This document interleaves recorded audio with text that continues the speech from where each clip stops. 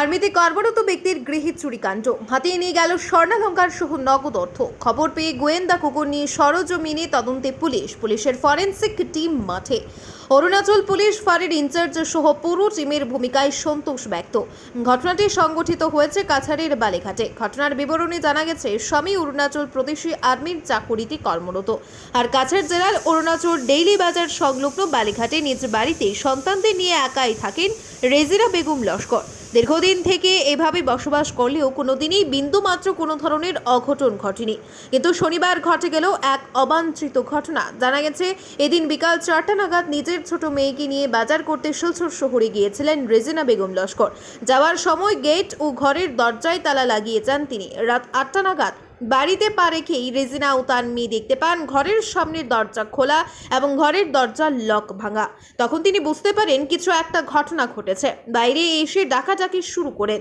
এরপর ঘরের ভিতর প্রবেশ করে গিয়ে দেখেন সব কিছু লণ্ঠভণ্ড, আসবাবপত্র ছড়িয়ে ছিটিয়ে রয়েছে। মোটা অঙ্কের সোনা গয়না লুটপাটের পাশাপাশি ঘরে রাখা 7,000 টাকা হাতিয়ে নেয় চোরের দল। বিষয়টি চার কান হতেই গোটা এলাকায় এক চাঞ্চল্যকর পরিবেশ তৈরি হয়েছে।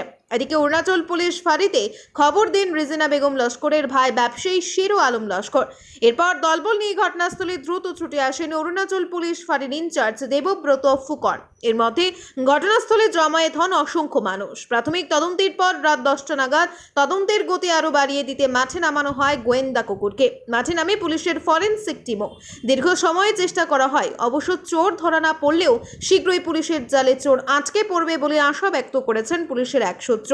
এদিকে অরুণাচল পুলিশ ফাঁড়ির ইনচার্জ দেবব্রত ফুকন সহ পুরো টিম এবং ফরেন্সিক টিমের ভূমিকা নিয়ে রেজিনা বেগম লস্কর সন্তোষ ব্যক্ত করলেও রবিবার অরুণাচল আউটপোস্টে দায়ের করা এজাহারি ঘটনার পরিপ্রেক্ষিতে আতঙ্কিত রয়েছেন বলে উল্লেখ করেন। চুরি হওয়া নিজের সোনা গয়না উদ্ধার হবে এবং পুলিশের জালে চোর আটকে পড়বে বলে তিনি আশা ব্যক্ত করেন।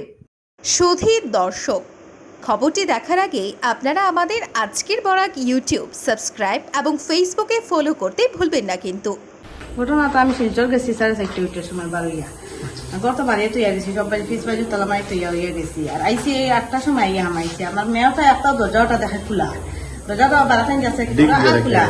তারপরে মামি ওই দরজাটা খোলা হানে বাদে হইয়া তাই দৌড় দিচ্ছে সরকার। তারা দোকান টানে ইন্টারনেট হইয়া দোকানও তারা খাইয়া আইয়া খাওয়া হয়েছে।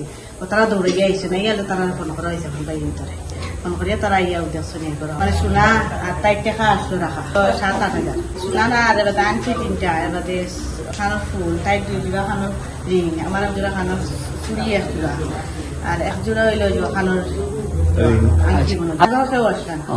রেজিনা বেগম